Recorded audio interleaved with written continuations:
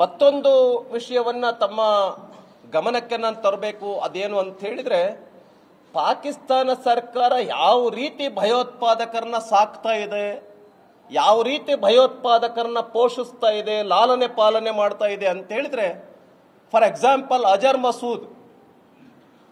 ಮಸೂದ್ ಒಂದು ಭಯೋತ್ಪಾದಕ ಸಂಘಟನೆಯನ್ನ ಕಟ್ಟಿರ್ತಕ್ಕಂಥ ಒಬ್ಬ ಭಯಂಕರ ಭಯೋತ್ಪಾದಕ.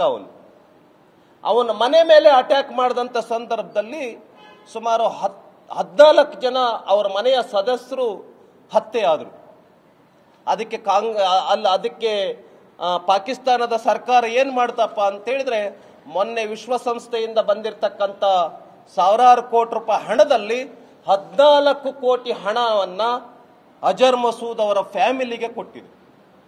ಅಂದ್ರೆ ನಾನು ಪ್ರಿಯಾಂಕಾ ಖರ್ಗೆ ಅವರಿಗೆ ಹೇಳೋದಕ್ಕೆ ಬಯಸ್ತೇನೆ, ಅಲ್ಲಿ ಭಯೋತ್ಪಾದಕರನ್ನ ಹೇಗೆ ಅಭಿ ಸೈಡ್ ತಗೊಳ್ಳೋದು ಬೆಟರ ಅಥವಾ ಅಪಾರ್ಟ್ಮೆಂಟ್ ತಗೊಳ್ಳೋದು ಬೆಟರ? ಚಿಂತೆ ಯಾಕೆ, ಒಬ್ಬ ರಿಯಲ್ ಎಸ್ಟೇಟ್ ಎಕ್ಸ್ಪರ್ಟ್ ಜೊತೆ ಮಾತಾಡು. ಹೌದಾ, ಹೇಗೆ? Boss Vala B the boss ಆಗ್ತಾ ಇದೆ ಪಾಕಿಸ್ತಾನ ಸರ್ಕಾರ. ಹಂಗೆ ನೀವು ಕರ್ನಾಟಕ ರಾಜ್ಯದಲ್ಲಿ ಸಾಕ್ತಾ ಇದ್ದೀರಿ ಭಯೋತ್ಪಾದಕರನ್ನ.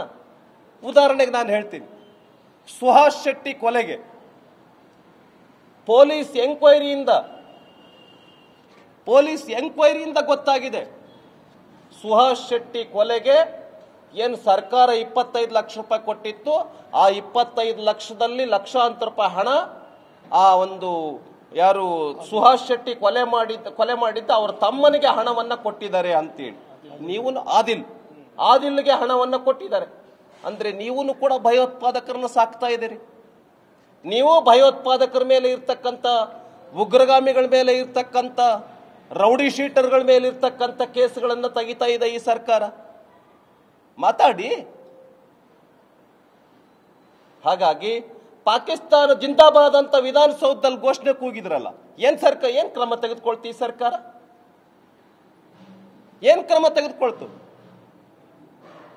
ಹಾಗಾಗಿ ಈ ಸರ್ಕಾರ, ಇವನ್ ಕರ್ನಾಟಕ ರಾಜ್ಯದಲ್ಲಿರ್ತಕ್ಕಂಥ ಸರ್ಕಾರನೂ ಕೂಡ ಇಡೀ ದೇಶದಲ್ಲಿ ಈ ಒಂದು ಘಟನೆ ಬಗ್ಗೆ ಬಹಳ ಗಂಭೀರವಾಗಿ ವಿಷಯವನ್ನ ತೆಗೆದುಕೊಳ್ಬೇಕು. ನರೇಂದ್ರ ಮೋದಿ ಸರ್ಕಾರದ ಬಗ್ಗೆ, ನಮ್ಮ ಭಾರತದ ಸೈನಿಕರ ಬಗ್ಗೆ ಹಗುರವಾಗಿ ಮಾತಾಡೋದನ್ನ ಕೈ ಬಿಡಬೇಕು ಅಂತೇಳಿ ವಿನಂತಿಯನ್ನು ನಾನು ಮಾಡ್ತೇನೆ.